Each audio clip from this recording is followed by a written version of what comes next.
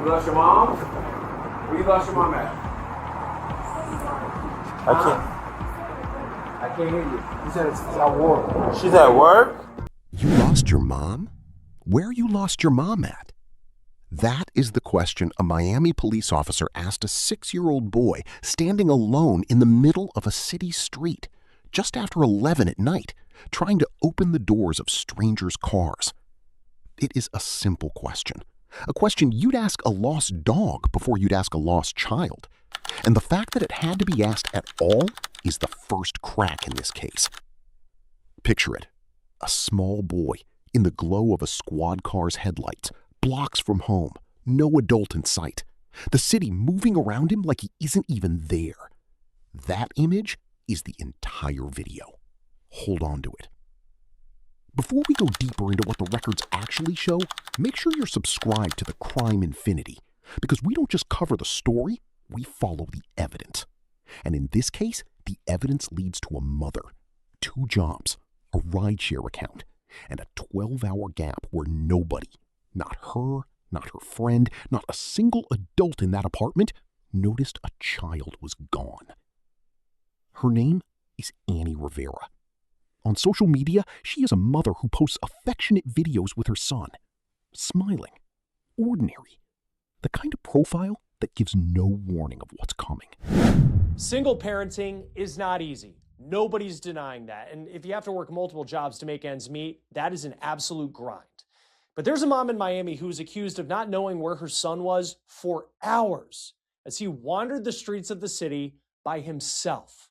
This is Annie Rivera. This is a video we found on her Instagram with her son. We are going to blur his face in this episode. Now, we also have several new pieces of body cam video that was just released to us that will show you how this investigation came to be.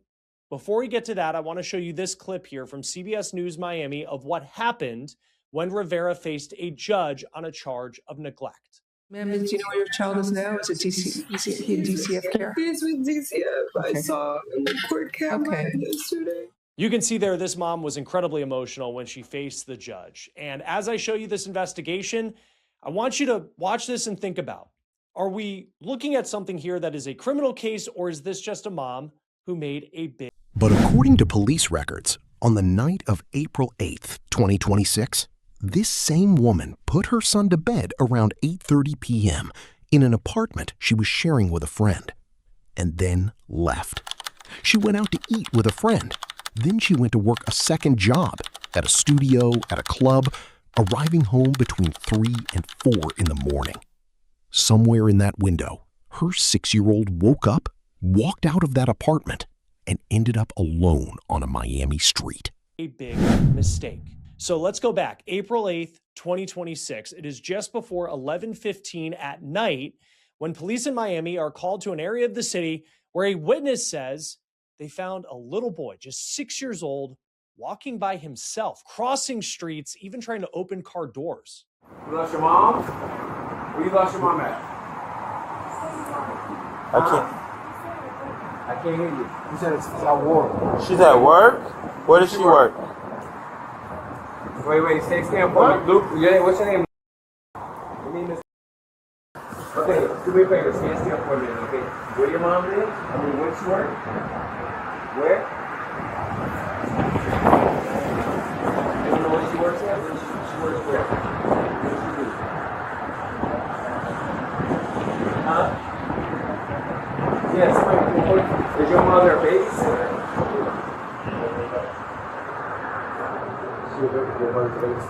What's your mother's name? Huh? Okay. What school do you go to? What school do you go to? Huh? No, you go to school, right? What school? What's the name? Yeah, do you have any bathroom?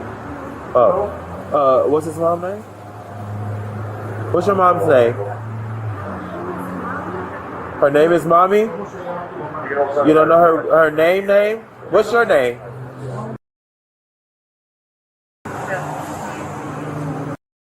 I don't think, yo no creo que él habla español. I don't think that's his main language, Spanish. Oh. I don't think his main language is Spanish. He speaks perfect English. Yeah. This is where the irony explosion happens. Because while his mother was working a shift across town, her son was being interrogated, gently, patiently, but interrogated nonetheless, by police officers trying to solve a puzzle with almost no pieces. What's your mom's name? Mommy. You don't know her name? He didn't. A 6-year-old could tell them his favorite cartoon, Sonic X, he said, when asked what kind of music was playing in a studio his mother was apparently in. But he could not tell them his mother's legal name, her phone number, or her address. He knew his uniform was blue. He knew he'd eaten pancakes. He did not know how to get home. Well, you take him inside so it's calmer and you can hear better. Huh? Okay, go ahead. Yeah. Come on. Let's go inside. You ate already? Did you eat? Yeah. Okay, what did you eat? I eat You want to sit down? You want to sit down and have a seat? Yeah. Go ahead, sit down and have a seat, buddy. All right. Okay. So, how old are you?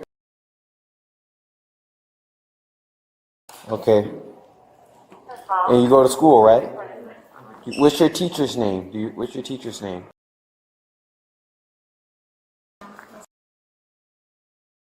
And what's the name of the school? What's your school name? class in school. Okay. Do you wear a uniform to school or no? Yeah. What color uniform do you wear? Blue. Blue pants? How old are you? Police then ask this boy the question that I think everybody's wondering at this point. Where are your parents? You got good manners. Let me tie your shoe for you, man.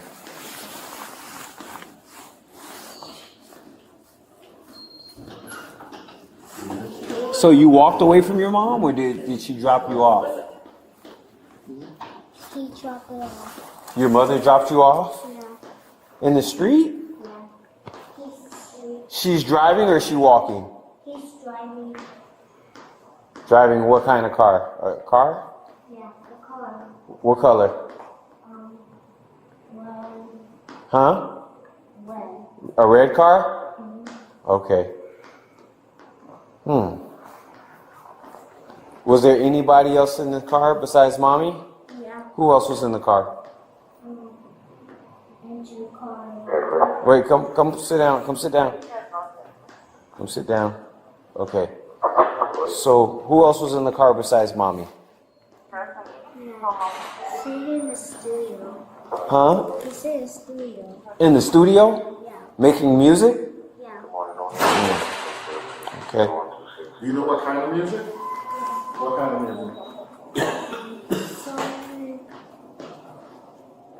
Sonic. Sonic X. It seems like Sonic X. Sonic X.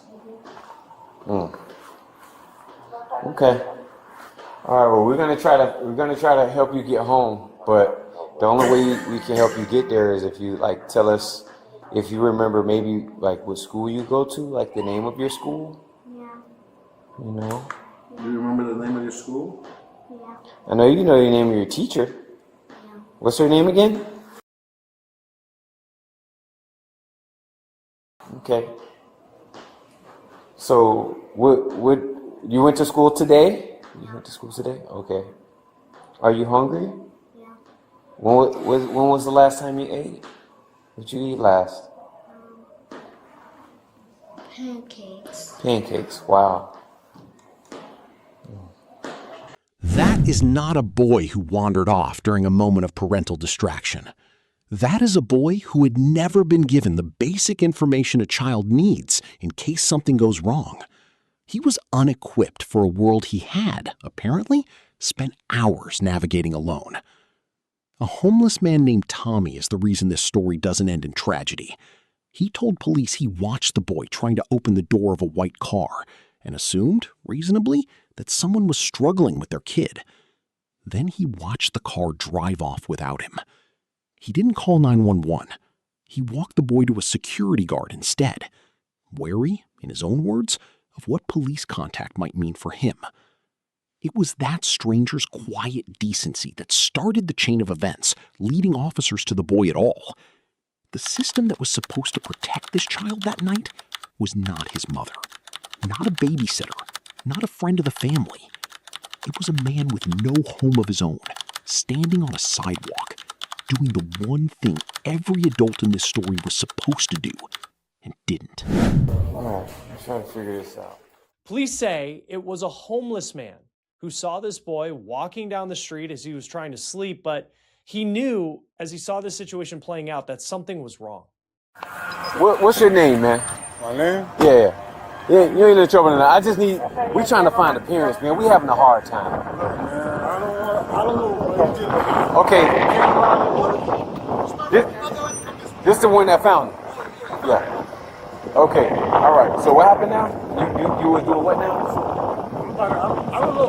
I'm a customer. She came from right here. Okay. Right here. From in the middle of the street? Middle of the street. And did you see if a car dropped him off or not? Yeah, I seen him try to open the car. I'm like, okay, why do you have your kid? That's what I'm thinking, because he was trying to. It was a white car. He was trying to open the car. Oh. Why are you trying to open? Why do you have your kid outside the car like that? Right. But do you know if that's the car that he came from? No, that's the. Oh, that's what I'm saying. so he was just grabbing on a white car. Grabbing on the car, and I'm like, I'm from a car. I'm by the Camilla's. I'm like, why do you have your kid a car like outside the car? Okay. That's just what I'm just thinking. So I keep walking. So I'm like, they gonna handle it. So I just keep walking. And then I look back. The kid, I don't know who it is. They let the kid. So the kid just came running the car. So I don't know what the kid. Where was the car when you saw it? Where was the car? Where was he in the car? So I don't have no idea. Yeah, but when you first saw him, he was right here. Right here, this way. In the middle of the road. In the middle. And the car was facing which way? The car was facing this way. Facing that way. So it was probably coming from that way. And what time was that? Do you remember? And you didn't call 911? You just took him over there. No, that's what I'm saying. Yeah, I'm saying. I went to the. I know. I just want to figure out. They the one that called 911. The Camilla's house. I brought him. Okay. I told him, look, the kid is low. Call 911 for me. Okay. See, because I don't want nothing. You feel me? Yeah, no, I understand. It's a little All right. kid, So, though. but listen. This is what we're gonna do. My name is also Wallace. I can guarantee you nothing's gonna happen to you. Actually, we appreciate you, but every little bit, just in case I might not be able to get in contact with you again. Every little vital information that we get, we're just trying to get him to get back home to his parents. That's it. We're not. This is not a criminal investigation or anything of that nature. Okay, but I do need to just get your name, just to say I made contact with the person who contacted. Because my supervisor is gonna be looking at me crazy if I made contact with you and I say, okay, I got the child from this person. Oh, who did you get the child from? Oh, I don't know his name. That looks bad as a police officer. You understand what I'm saying? Yes. So if you can just help me with your name, listen, you're free to go at any time. You're just helping. You're actually helping a good cause, and we appreciate you. All right. I'm just saying why. That's why I brought him to the Camilla's house. Okay. What's your name? Tommy. Tommy. MMY. Last name. Officers searched for roughly 4 hours before Child and Family Services took custody of the boy. 4 hours. Then the boy sat in state custody overnight, an entire night, before anyone with legal authority over him even knew he was missing. That is the ticking clock moment of this case, and it deserves to be asked plainly. What would have happened if Tommy had kept walking? What happens to a 6-year-old alone past midnight in a city if the one person who noticed him decides it isn't his problem? The record doesn't answer that question. It doesn't have to. The record only has to show us how close it came. Where is he walking out of the house or in the street? Or in the street? That's crazy. Somebody need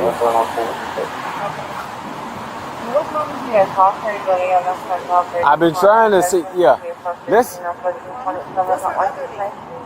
These officers are trying to figure out, with the little information they have, where exactly this boy came from. And they make their way to an apartment complex. And it does seem at this point that they're getting close to finding the boy's mom. Hi, Miami Police. You speak English?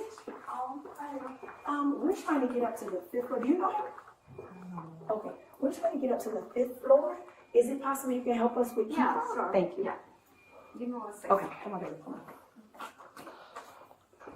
Because if not, I had stairs. Yeah, we have not. Do something. Oh, this is how I would be devastated right now. And the fact that he doesn't know his mom's real name. Scary. Thank you. Thank you so much. He's so cute. Let's go. Okay. Thank you. Thank you. Yes. Yes. Yes. And we're trying to see if he stays here. When we get ready to come down, we can come down with no fob or have to fob. No fob or? Okay, good. So we just need to try to go up. No, you need to like this on box. Yeah, perfect. Thank you. Is that one? That's my truck glistening. Yeah. Whew. I forgot to go to the bathroom. Yeah. I'm getting older now. Thank you. Go ahead, push the floor. Show me where you live. What floor? 5. Okay. Thank you. Thank you. Thank you. Oh, Lord. To 5? Okay. I hope this is right. And I hope somebody just sees not hot. Well, it is a brown door. So where's the house? Go ahead. So where's the house? Where is it? Show me. I don't think so. Oh, Wallace, are you outside? Oh. 7th Avenue, off the main street. But you have to come around real fast. You have to get somebody to lift you up. Here? Okay. You sure? This you? Okay, we're knocking at the door. We're knocking Stand at over 506. there. Stand over here. We're knocking at 506 right now. Okay. Okay.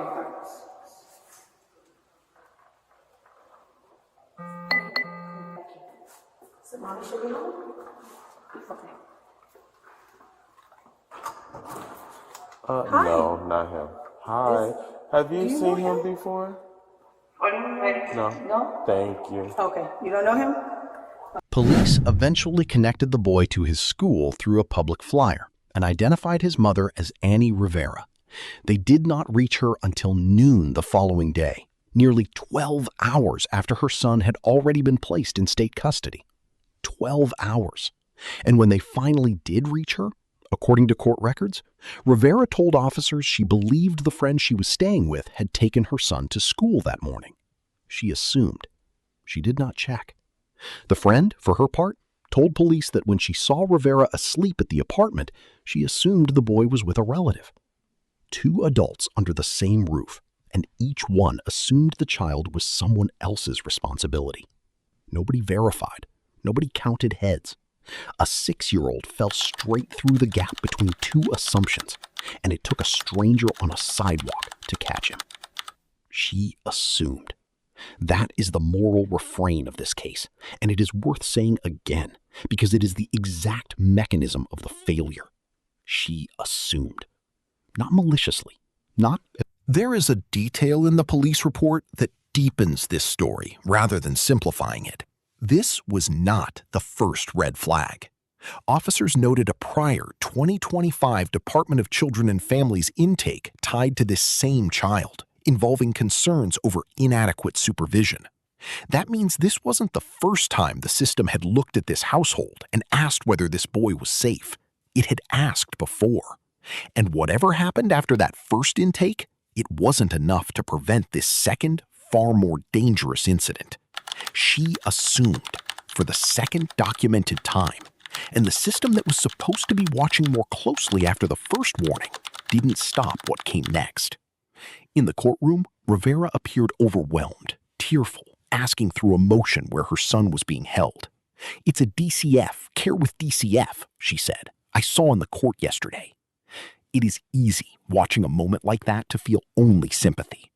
A single mother working 2 jobs in a city with a brutal cost of living, breaking down in a courtroom. It is also true that sympathy and accountability are not mutually exclusive.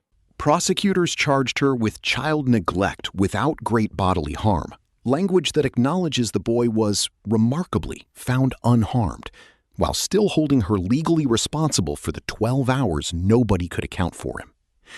This is the pattern underneath the headline, a system of overlapping assumptions.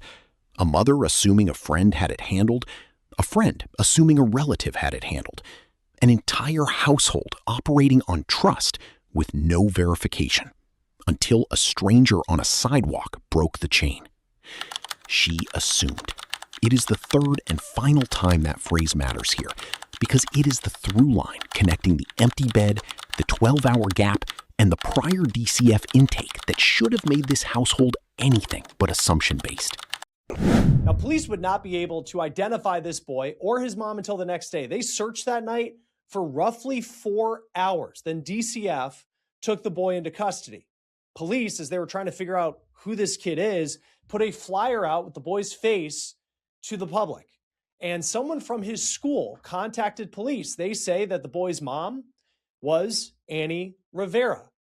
And this is video that we have of her being processed after police arrested her. Now, eventually, police made contact with Annie around noon the following day.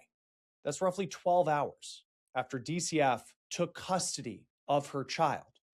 Now, according to court records, Annie says that the night prior, she finished a job at a studio in Miami. She then, with the boy, took a ride share to the place where they were living around 8:30 at night, and that's when she says she put the 6-year-old boy to bed. Then, just after 11 o'clock, Annie leaves the place where they're living to go meet a friend. The two went out to eat. Then she says she went to work at another job at a studio at a club in Miami. She then gets home between 3 and 4 o'clock in the morning. Now, this is all while police had been looking for her as her son was allegedly running through the streets of Miami by himself. The living situation in this case is very important. Police say that Annie Rivera and her son had been staying with a friend and her kids.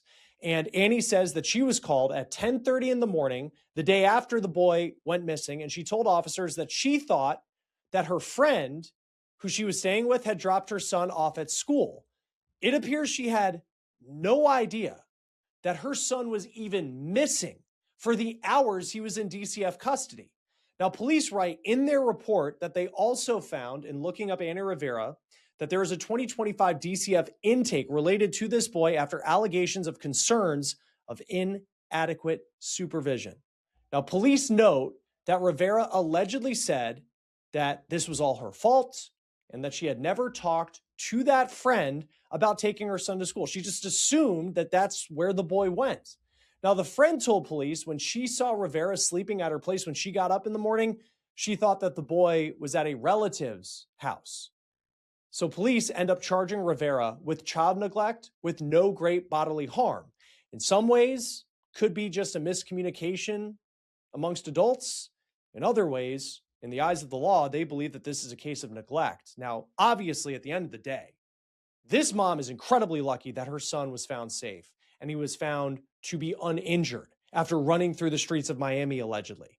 After her arrest, and then you have this emotional court hearing. A child does not need his mother to be perfect. He needs someone, anyone in that home to know at any given hour exactly where he is. On the night of April 8th, no one did. According to online court records, this case remains pending, with a guardian ad litem now assigned to represent the boy's best interests going forward. A neutral party stepping in precisely because the adults around him could not be trusted to do that job alone. The document you should read yourself is the Miami-Dade Child Neglect Police Report and the corresponding DCF intake history connected to this case, both part of the public record. Read the section describing the prior 2020.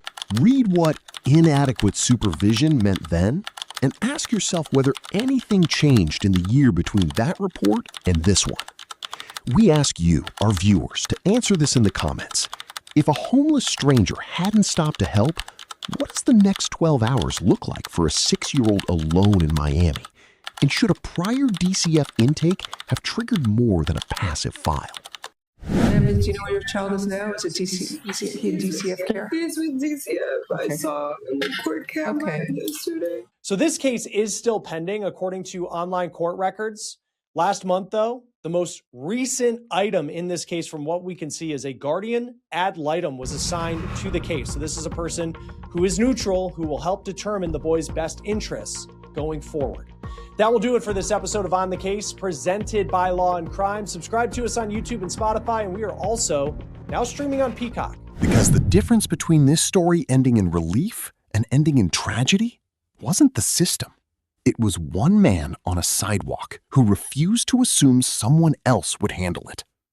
If you found this analysis insightful, hit like, share this with someone who needs to see it, subscribe, and turn on notifications for the crime infinity.